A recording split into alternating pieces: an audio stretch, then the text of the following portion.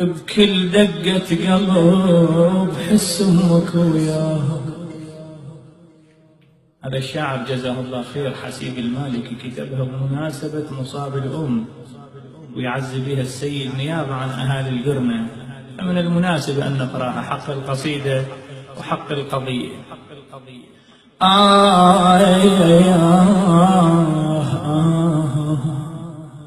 بكل دقة قلب حس أمك وياي،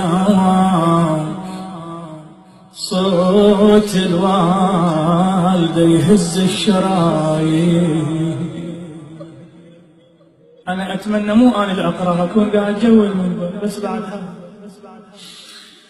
بكل دقة قلب حس أمك وياي،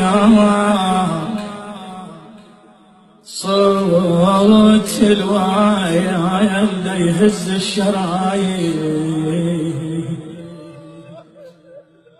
أمك هاي أمك نذرة الروح، وما تحتاج أقلك بالبراهين.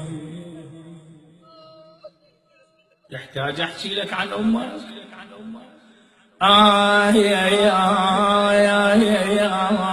أمك هاي أمك نذرة الروح،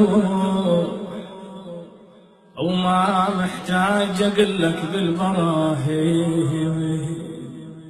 شبه دلة بوصف هل تحمل النايار، وتكرم ضيفها وتنسى الجواني. أرجوك اسمع القضية، ترى موعظها. تلم أطفالها وفيلهم تصيبي،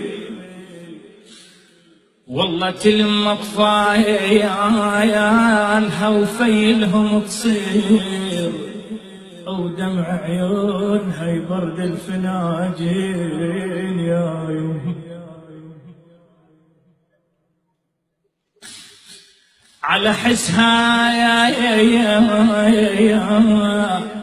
على حسها تنام وتغمض عيون، وهي مساهرة وما تغمض العين.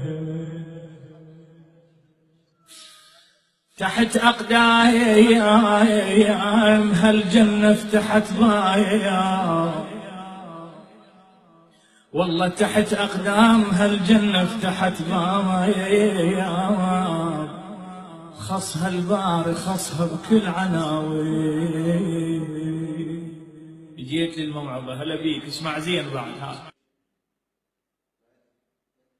بكل دقة قلب حس أمك وياها. هذا الشاعر جزاه الله خير حسيب المالكي كتبها بمناسبة مصاب الأم ويعزي بها السيد نيابة عن أهالي القرنة، فمن المناسب أن نقرأها حق القصيدة وحق القضية.